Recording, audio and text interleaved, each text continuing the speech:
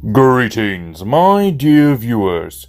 It is I, Drayon, and welcome back to another raw guide to Dungeons and Dragons. Today we are looking at the ability scores. I'm sure you've seen these on your character sheet before. Your strength, dexterity, constitution, intelligence, wisdom, and charisma. If you're new to Dungeons and Dragons, then you're probably wondering, how do these work? If you're not new to Dungeons and Dragons, you're probably wondering, is there something I'm missing about these ability scores? Because we all know there's always one thing or another that we are missing, some information that we don't know about. Now, some of us are just too lazy to open the books. A little too lazy to actually look up this information ourselves. So we turn to the internet. What does this ability score account for? What in the world does this do? How good is my character at jumping? Stuff like that. And, well, that's what I'm here to do today. I am going to be opening all the books that have information on these ability scores and telling you exactly what they do. From the ability score itself to your skills, your proficiencies, whatever is necessary for these ability scores to be used. To start things off, we have two different sections here. You have your physical stats, which are your strength, dexterity, and constitution. And your second category is mental stats, your intelligence, wisdom, and charisma. We're going to actually have this video in 4 sections. And trust me, this is going to take a while. So grab some popcorn, get yourself a nice drink, and settle down, because we are taking an in-depth look at the rules as written for ability scores. Part 1. Useful information. Now, before we get an in-depth look at each one of these ability scores, there are some things that we are going to need to know. First and foremost, proficiencies. If you are proficient in a skill or ability or saving throw, you are trained in this style. Shout out to all my Pathfinder viewers who know the terminology for trained in and mastered in, which is your expertise. Now, while these skills have expertise and sometimes even tools if you're a rogue, or perhaps even an artificer, you can't exactly be an expert in weapons, unlike in Pathfinder 2nd Edition. But that is still proficiency. You do have proficiency. You are able to use them. Same goes for armor, but instead of adding your proficiency bonus to an armor class, you are just able to do stuff while in that armor.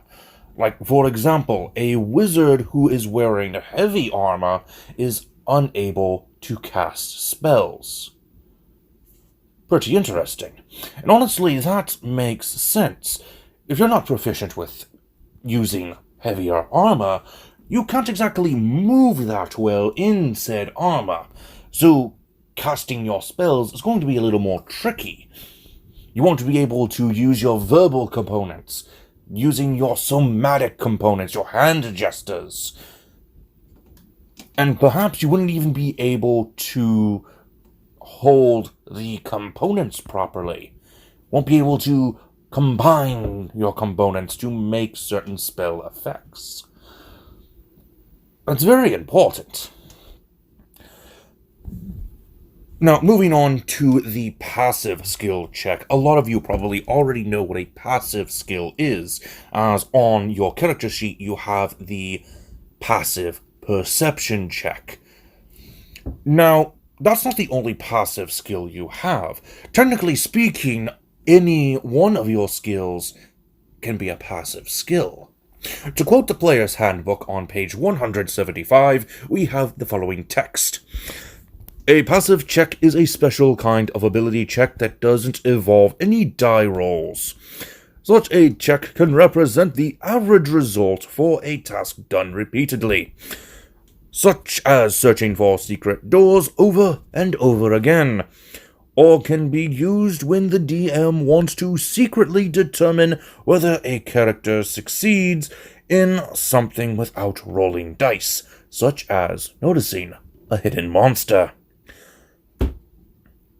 Now, to calculate your passive check, you will need 10 plus every modifier that would normally apply to this check. So, your proficiency bonus and your ability score for that skill. Now, you can also add your advantages and disadvantages. To quote again, if the character has advantages on the check, add 5. For disadvantage, subtract 5. The game refers to a passive check total as a score. Very, very interesting stuff, but that isn't all. There's more to things than just a passive skill check. And I must say, let's go back over that one line.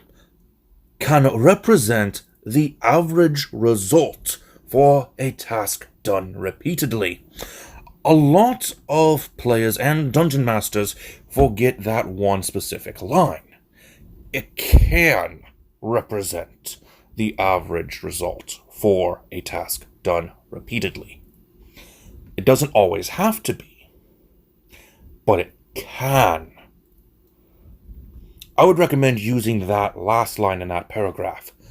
When the DM wants to secretly determine whether a character succeeds in something without rolling dice. That's what I recommend doing. Only use a passive check when you want to do something secretly. That way you know which player does succeed. Now, let's go ahead and move on to group checks. Now, I found this interesting because I've never really heard much talk about a group check. Back on page 175, we have the following text. Sometimes 2 or more creatures team up to attempt a task.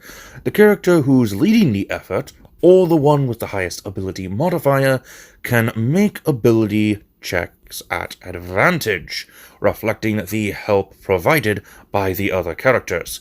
In combat, this requires the help action. A character can only provide help if the task is one that he or she could attempt alone, aka you have proficiency in it. So a character who lacks that proficiency can't help another character in that task.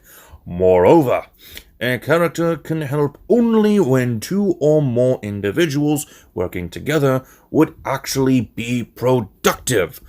One example that the player's handbook actually gives is picking a lock. 2 people picking a lock would actually be ill-advised, especially at the same time. So you would not be able to do a group check when you are picking a lock, but say tugging on a rope.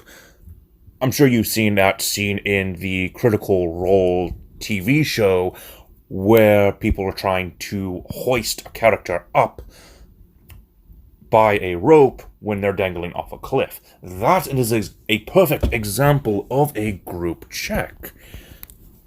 But there's more. Quote again.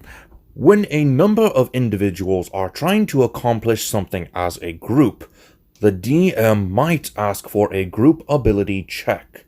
In such a situation, the characters who are skilled at a particular task can help cover those who aren't. To make a group ability check, everyone in the group must make the ability check. If at least half the group succeeds, the whole group succeeds. Otherwise, the group fails. So let's say you're on a stealth mission. You make a group stealth check.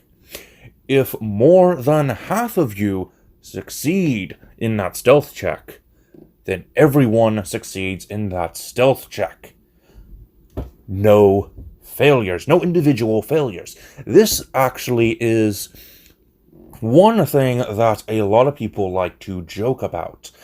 That is when everyone is making a stealth check, one person fails that stealth check and gets slaughtered by the enemy guards. With this group check system, that doesn't happen. Very, very useful. Now, another thing that some people might not know about, and that is because this is in a book not many people look into, is Xanathar's Guide and the tools and skills being used together. To quote page number 78, Advantage. If the use of a tool and the use of a skill both apply to a check, and a character is proficient with the tool and skill, consider allowing the character to make the check with advantage. That is very useful. So, I think a good example of a tool and skill being used together for this moment would be an instrument and the performance skill. If you use an instrument while performing, then you have advantage on your performance check. Now, there is a detailed list of what tools can be used with what skills in Xanathar's Guide, starting on page 78. I didn't want to go over that full list because this video is already at 13 minutes, so let's go ahead and continue. Added benefit. To quote, in addition, consider giving characters who have both a relevant skill and a relevant tool proficiency an added benefit on a successful check. This benefit might be in the form of more detailed information or could simulate the effect of a different sort of successful check. Now, Xanathos actually gives an interesting example, and that is while you are searching for a secret door with, I think it was Tinker's Tools. You not only find your secret door, but you know how to open it. Very useful stuff. So, that's about it for your basic information. So, let's go ahead and get on to our next point. The ability scores themselves. Part 2. Physical abilities. Alright, so the first one we need to go over is the very top ability score, and that is your strength. Strength is measured by bodily power, your athletic training, or raw physical power. Normally, you are using your strength for your martial weapon attacks, such as a giant axe or a sword. This adds to your attack roll and even to your damage rolls if you become proficient with that weapon. But that is not the only thing that strength can be used for. Let's go ahead and take a look at your skill. Athletics.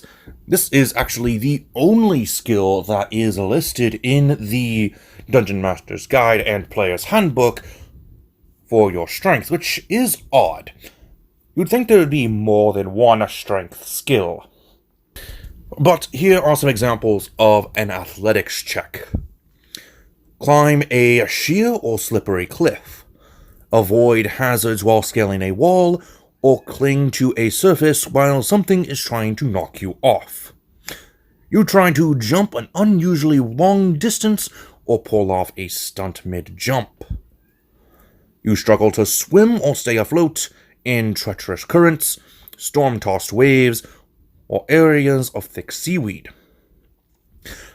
I probably shouldn't be reading too much into these skills because there are other strength checks to go over, such as being able to force open a stuck, locked, or barred door, break free of bonds, push through a tunnel that is too small, hang onto a wagon while being dragged behind it, tip over a statue, and keep a boulder from rolling. Yeah, I think I'll just do that. We'll not list off the examples of the skill. We'll just go over the other checks that are possible that aren't actually skills. If you want to pause the video when you see a certain skill pop up, please do so. Now, that's not the only thing you can do with strength, as you have your carrying capacity to consider. Your carrying capacity in pounds is 15 times your strength score. You can also determine the number of pounds you can push, drag, or lift. Double your carrying capacity, or 30 times your strength score. Now, your size also affects your strength. If you are a tiny creature, your carrying capacity is actually cut in half. For each size above medium, you multiply your carrying capacity by 2. So your carrying capacity at a large size would be 30 times your strength score, while a huge creature would have 60 times the strength score. See where I'm going here? Alright, now a variant rule that uses your carrying capacity is encumbrance. If you were to carry any weight beyond 5 times your strength score, you become encumbered, which decreases your walking speed by 10 feet.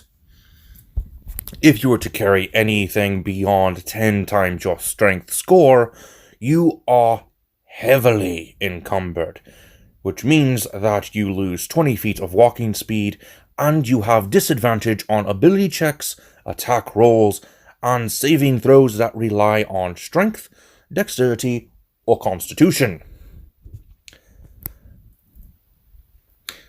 Another thing to consider while using strength is your jumping prowess. To quote, long jump. When you make a long jump, you cover a number of feet equal to your strength score, if you move at least 10 feet immediately before the jump. That's important. When making a standing long jump, you can leap only half that distance. Either way, each foot you clear on the jump costs 1 foot of movement. Interesting. I don't think some people consider this when doing a jump.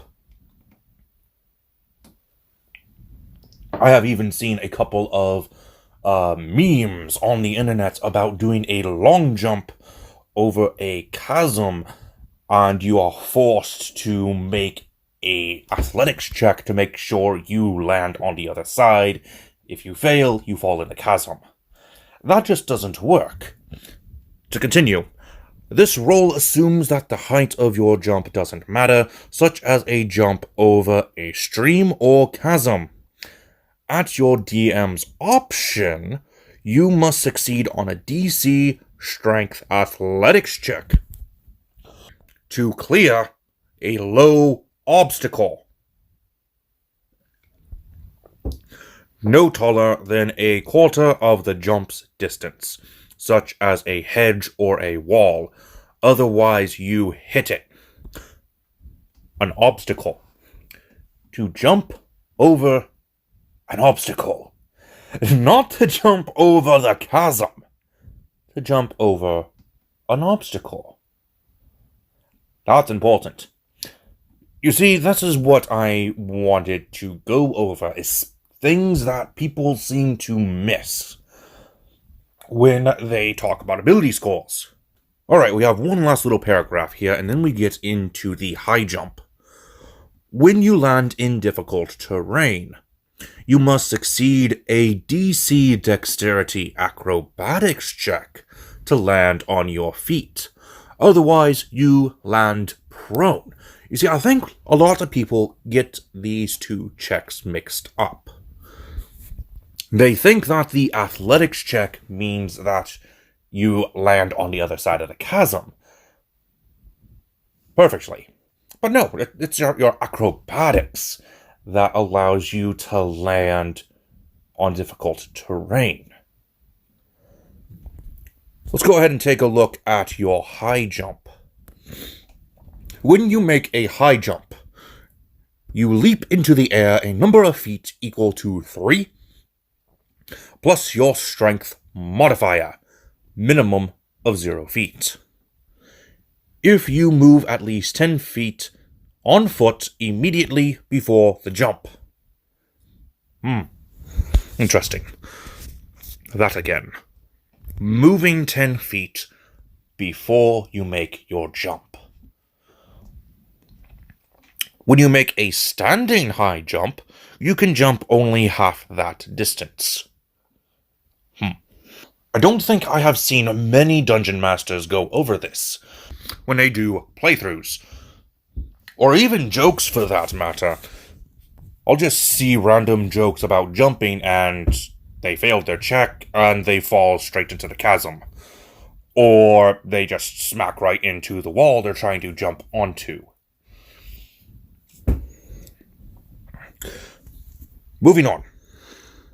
Either way, each foot you clear on the jump costs 1 foot of movement.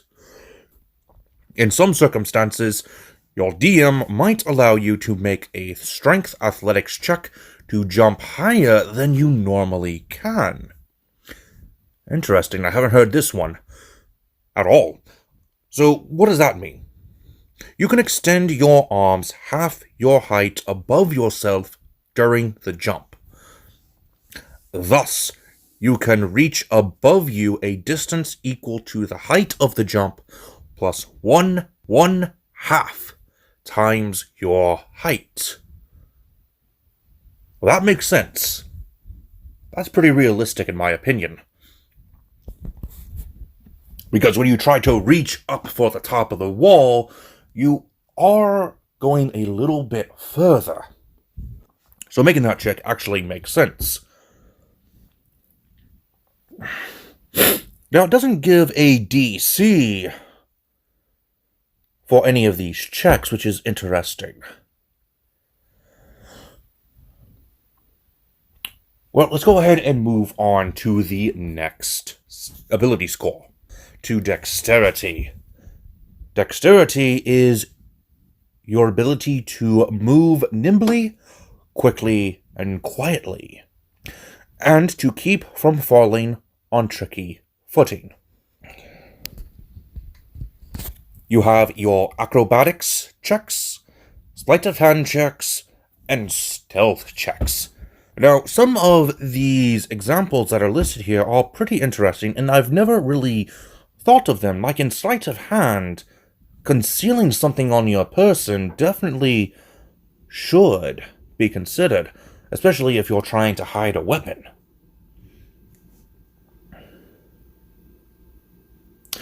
Anyway, moving on to the next set of skills, your other dexterity checks could include controlling a heavily laden cart on a steep descent, steer a chariot around a tight turn, pick a lock, disable a trap, securely tie up a prisoner, wriggle free of bonds, play a stringed instrument, craft a small or detailed object.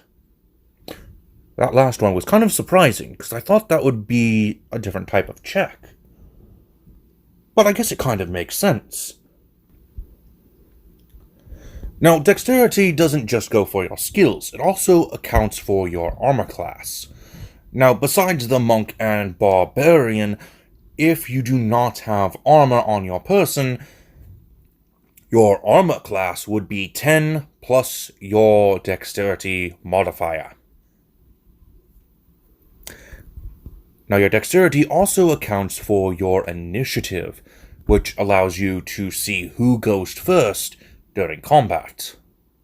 Now, I did once talk about an initiative score over in my video on making combat faster.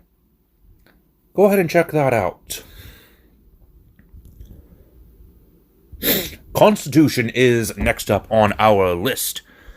And Constitution is actually a pretty important score.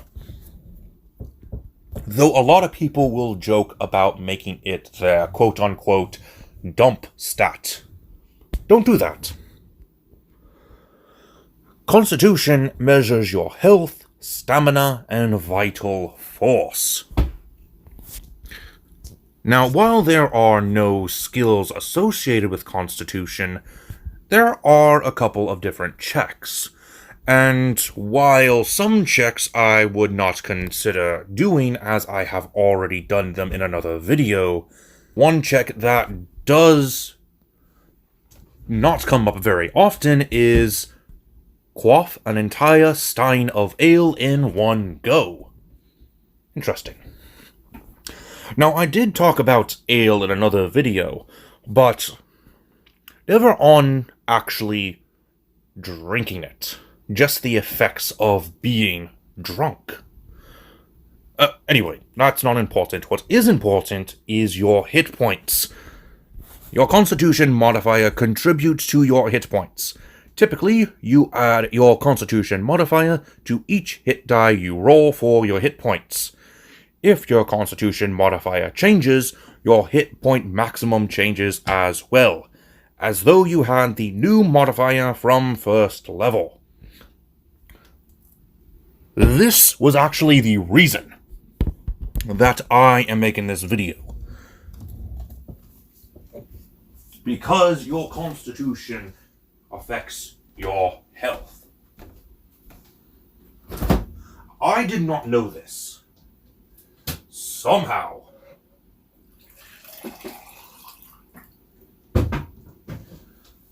Somehow I did not know that if you had a ability score change on your Constitution from a +1 modifier to a +2 modifier, you treat it as if you had that +2 modifier for that whole time.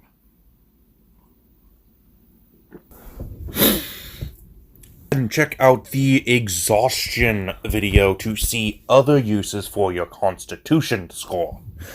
It's a very important score, as it measures a lot of different things. And another thing we can go over real quick is suffocating. To quote, a creature can hold its breath for a number of minutes equal to 1 plus its Constitution modifier, minimum of 30 seconds. When a creature runs out of breath or is choking, it can survive a number of rounds equal to its Constitution modifier. Minimum of 1 round. At the start of its next turn, it drops to 0 hit points and is dying. And it can't regain hit points or be stabilized until it can breathe again.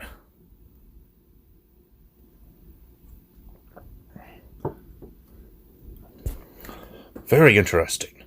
So, if you have a character that is drowning, and you just got them out of the water, they still have that water in their lungs. They can't breathe.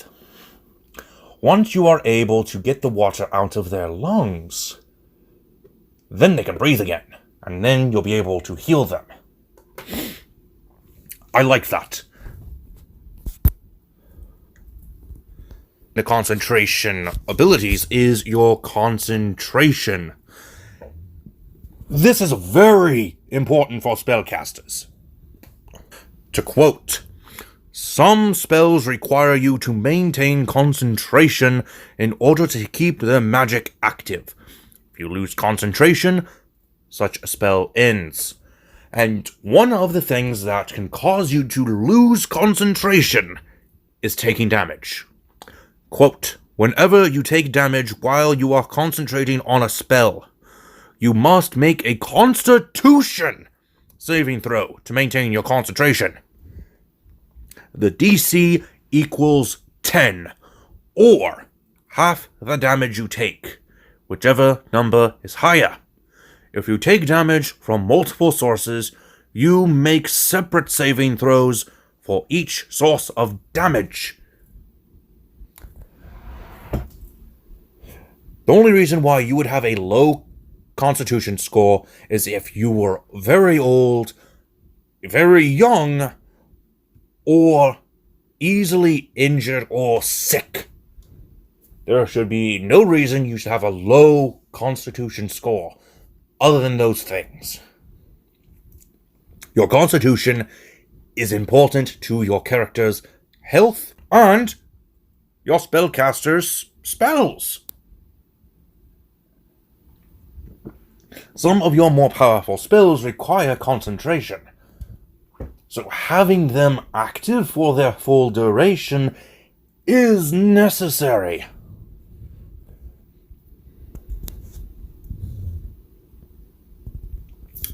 Part 3.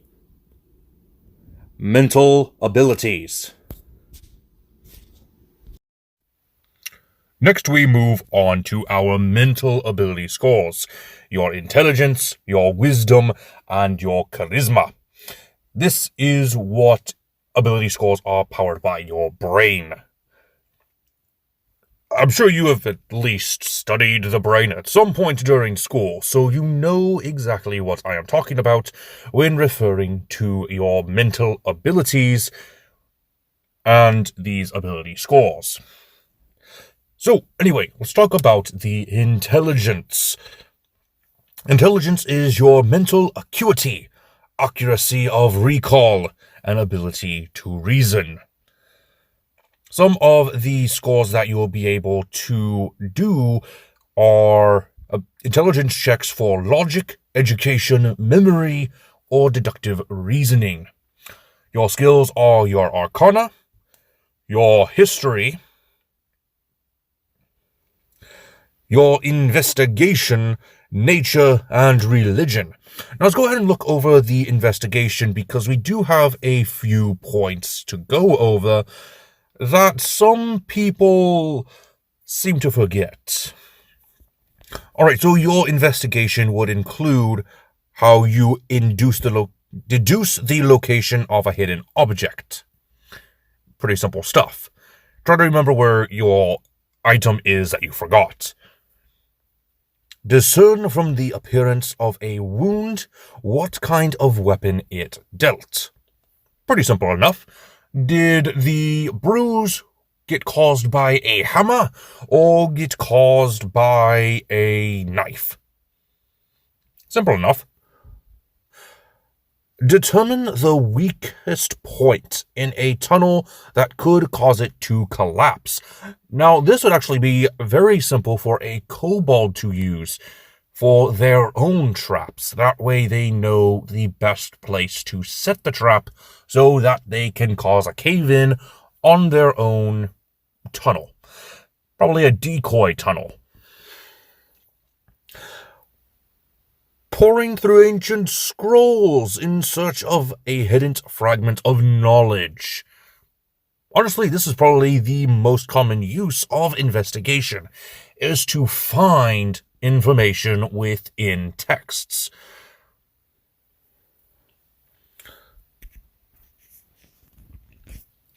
Other intelligence checks may include communicate with a creature without using words, estimate the value of a precious item, pull together a disguise to pass as a city guard. So you would basically use your intellect to figure out what items would best look like the attire for a guard, or for any person of interest that you would want to disguise as to make yourself look a little bit more inconspicuous. I would say that having the intelligence check and a disguise kit would actually be a perfect pairing for this. You can also use your intelligence check to forge a document. I think that is also a part of your dexterity. So if you were to succeed on an intelligence check on how to forge a document, you would also be able to at least have advantage or get a bonus to your dexterity check, so you can indeed forge that document. Recall lore about a craft or trade. I think this is what we use intelligence scores for the most, is trying to recall things that we know. Now this last one is interesting. Win a game of skill. I couldn't really find many ways to use this, but I would suggest just using any form of gaming set, like Dragon Chess or Three Dragon Onte, your normal gaming sets. Just use your intelligence in order to be able to play those games. It wouldn't work for all games.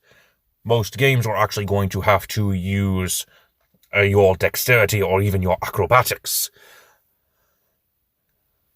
So, while I do think that intelligence would be useful for some of those games, it's not going to be useful for all of them. Next is your wisdom.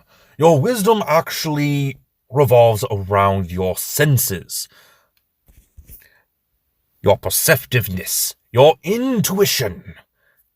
Call it a gut feeling, if you will. Your street smarts. Kind of funny, isn't it? So, what exactly do we have for wisdom? Well, wisdom checks would revolve around, like I said, your perceptiveness. So, being able to read body language, understand someone's feelings, notice things about the environment, and care for an injured person.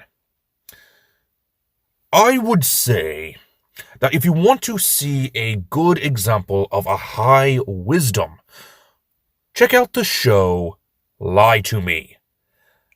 That is a very good example of high wisdom, because in that show, the main characters use body language to tell who did what or who didn't do what.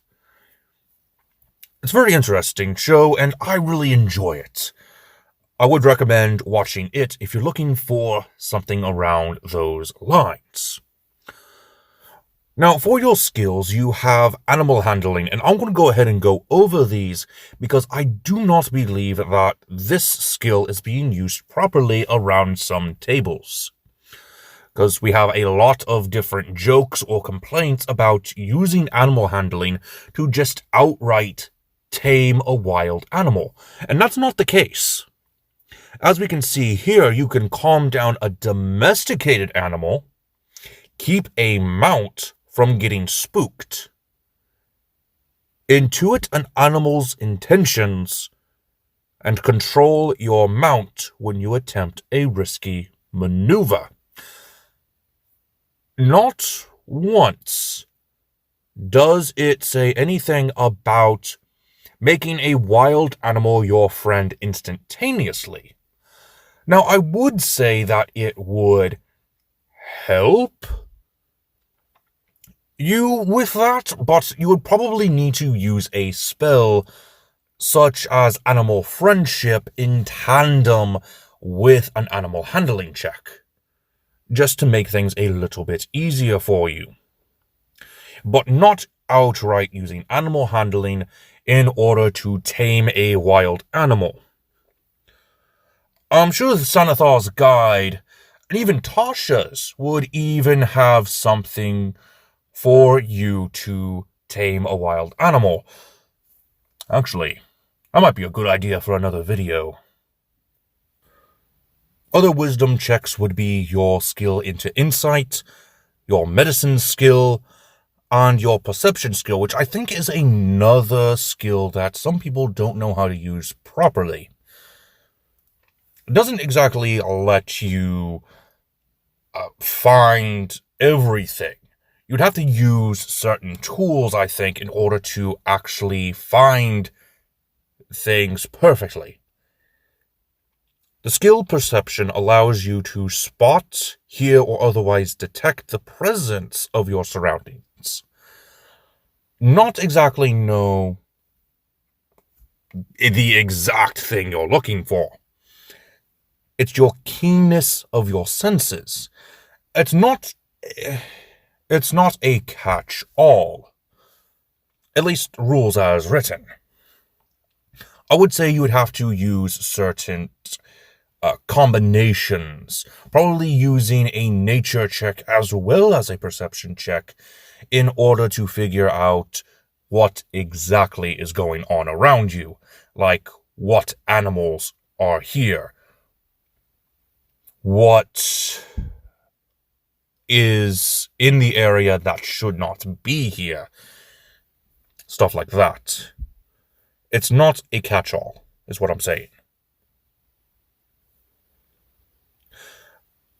And just like that, we move on into skill survival, which allows you to follow tracks, hunt wild game, guide your group through frozen wastelands, predict the weather, and avoid natural hazards. This would actually be a good skill to use in tandem with your perception in order to make sure you don't get caught in any traps. Survival, nature, and your perception would actually be good to be using for situations like this.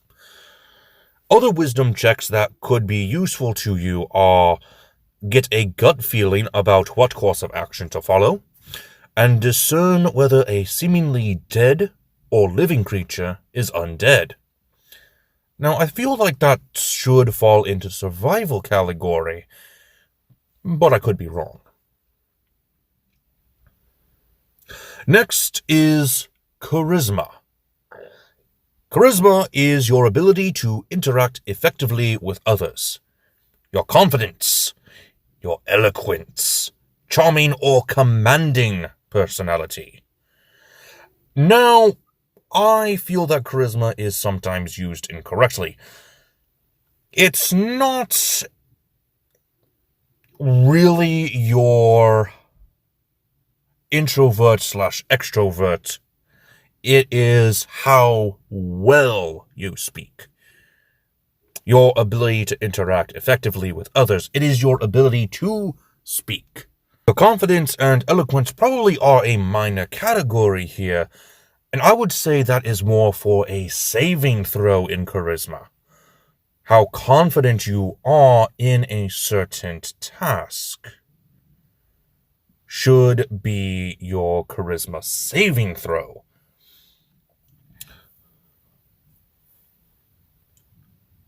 Now, your skills would be very useful. Some good charisma checks are to influence or entertain others. Make an impression. That definitely falls under the category of being able to interact with others. Tell a convincing lie. And navigating a tricky social situation. That definitely falls under that category of being able to communicate with others properly. What skills do we have for charisma? Well, you have your deception, which everybody seems to use correctly. Fast talk a guard, con a merchant, earn money through gambling, pass yourself off in a disguise, which actually we could use that in tandem with a skill that we did earlier, your intelligence. being able to put together a disguise would give you advantage on passing yourself off in that disguise. Dull someone's suspicions with false assurances. Maintaining a straight face while telling a blatant lie. Other skills would include your intimidation, performance, and persuasion, but some other checks that you might use your charisma for are to find the best people to talk to for news, rumors, and gossip. Again, your ability to interact in a social situation. And also blend into a crowd to get the sense of key topics of conversation. So yes, being introverted or extroverted would technically be useful in charisma, but it's mostly how good you are at talking. And really, that is it for the base ability scores. We do have 2 more ability scores to go over. Let's take a look, shall we? Part 4. Ability Options. Alright, so the Dungeon Master's Guide, page 264 and 265, do have 2 more ability scores that we can go over.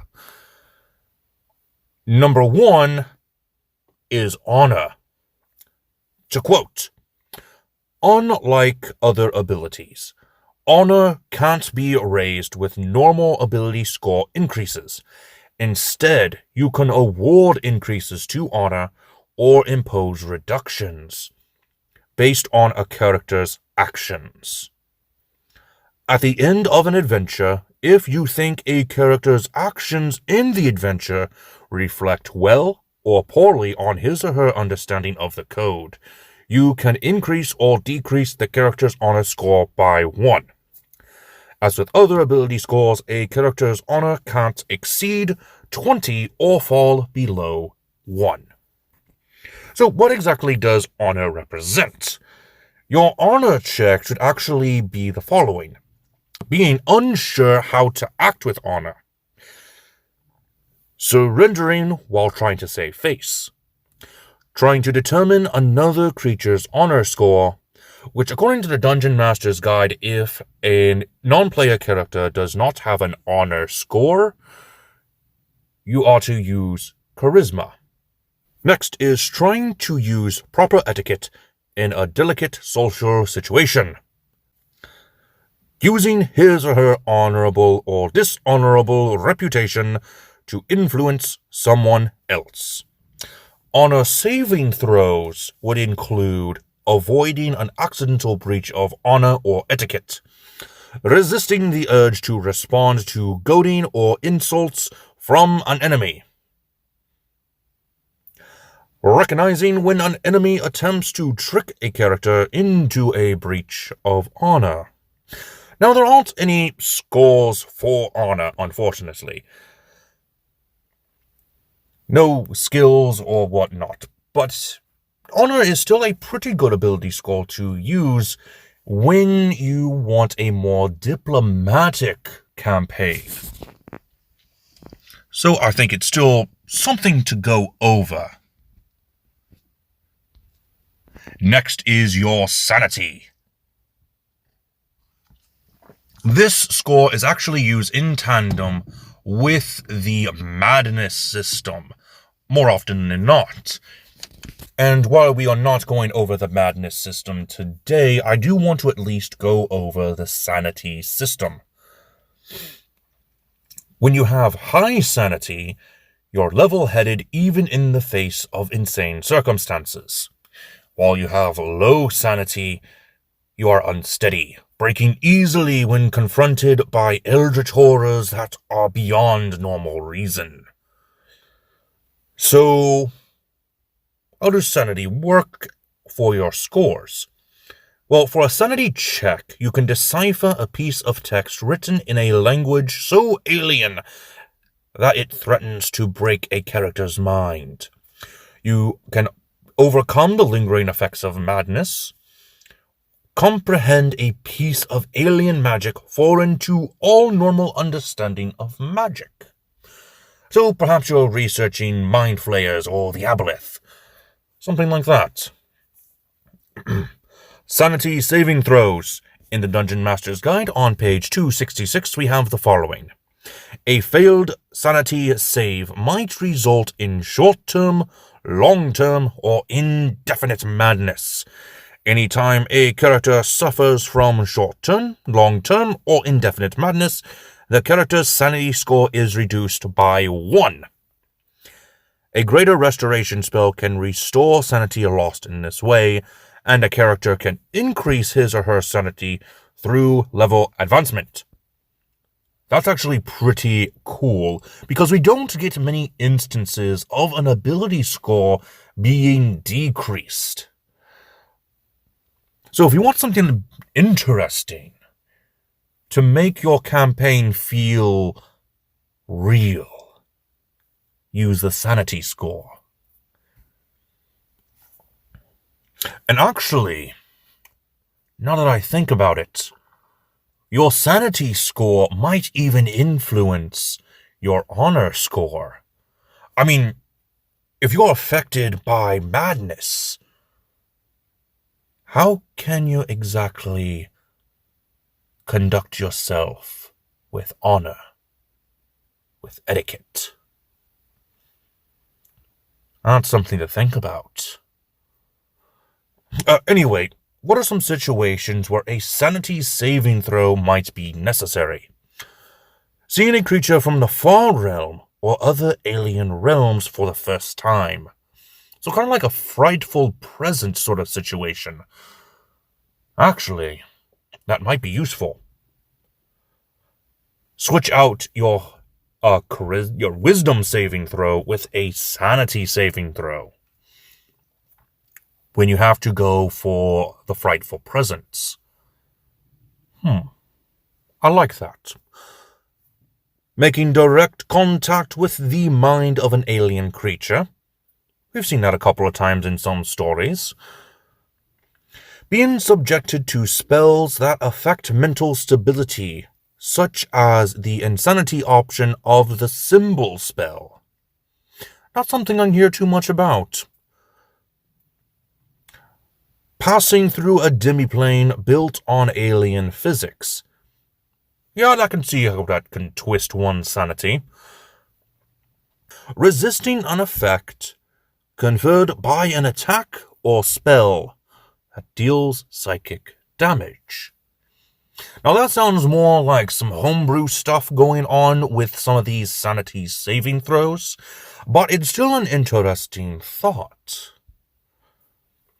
Especially using it in tandem with the madness system and the honor scores. Definitely something to think about if you're going for a little more of a gritty realism style of game. And that is all we have for you today, my dear viewers. I do apologize for posting late. It was Thanksgiving yesterday, and haven't really been able to find time to record. So, yeah, I do apologize. I'll see you guys on Tuesday. We take a look at another character build. This has been Drehan, and I am offline.